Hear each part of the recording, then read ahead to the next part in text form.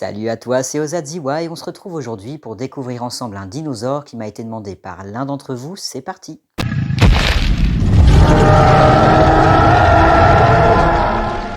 Pour notre voyage du jour, nous allons remonter le temps il n'y a pas si longtemps puisqu'on va se retrouver au Crétacé supérieur il y a entre 100 et 66 millions d'années au Brésil pour faire ensemble la découverte du Pycnonemosaurus.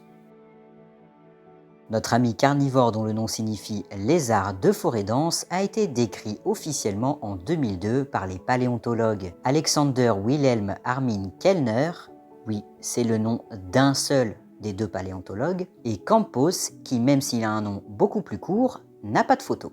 Passons maintenant à sa classification. Notre ami le Pycnonemosaurus faisait partie de l'ordre des saurichiens, du sous-ordre des théropodes, du clade Neotheropoda, d'un deuxième clade Averostra, de l'infraordre Ceratosauria, de la famille Abelisauridae, d'un troisième clade Brachyrostra, d'un quatrième et dernier clade Furilosauria, et le genre Pycnonemosaurus ne compte qu'une seule espèce, Nevesi. Nous allons maintenant passer à sa morphologie. Dans un premier temps, sachez que très peu d'ossements de ce dinosaure ont été découverts, à savoir 5 dents, quelques vertèbres caudales, une partie du pubis, un tibia et une fibula. Contrairement à d'autres spécimens beaucoup plus connus comme par exemple le Carnotosaurus, eh bien nous ne connaissons que très peu d'éléments crâniens, voire d'ailleurs même aucun du Pycnonemosaurus. Alors pourquoi je dis très peu voire aucun? Tout simplement parce qu'à l'heure actuelle, certains ossements sont encore en étude. Ce qui signifie, vous l'aurez compris, qu'on ne sait pas à quoi il ressemblait. Est-ce qu'il possédait des cornes? Est-ce qu'il avait des petits reliefs osseux? Quelle était exactement la forme de sa tête? Eh bien, à ce jour, nous l'ignorons. Autrement dit, tout ce que vous voyez sur les images que je vous mets n'est qu'hypothèse. Et pourtant, il y a bien un élément dont on est certain. Sa taille a été estimée entre 8 et 9 mètres par Gregory S. Paul. Oui, nous avons déjà vu ce monsieur dans beaucoup de vidéos et je pense que nous le verrons encore dans beaucoup d'autres.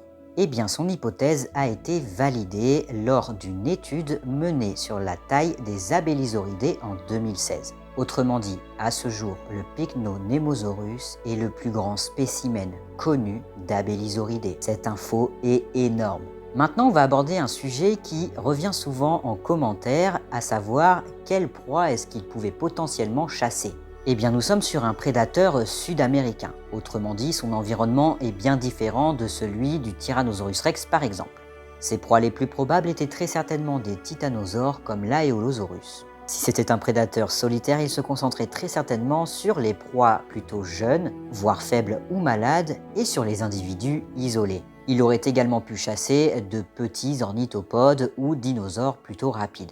S'il chassait en meute, on peut se douter sans problème qu'il attaquait les grands sauropodes avec aucune difficulté. Néanmoins, ce qui est sûr et certain, c'est que les Abelisauridés sont des prédateurs connus pour avoir des crânes robustes et des mâchoires puissantes. Autrement dit, si vous étiez sa proie, je peux vous dire que vous auriez vite rejoint votre créateur. Et nous arrivons maintenant dans la dernière partie de cette vidéo, la conclusion.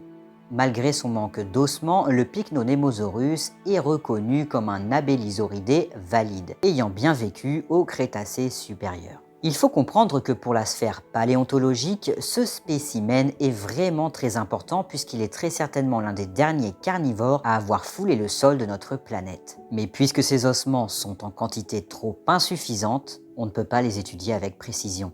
Pour le moment, le Pycnonemosaurus est un géant très mystérieux qui, je l'espère, n'a pas fini de faire parler de lui. C'était Ozadziwa, si cette vidéo t'a plu, like et abonne-toi et on se retrouve mercredi pour découvrir ensemble un nouveau dinosaure. Tchuss!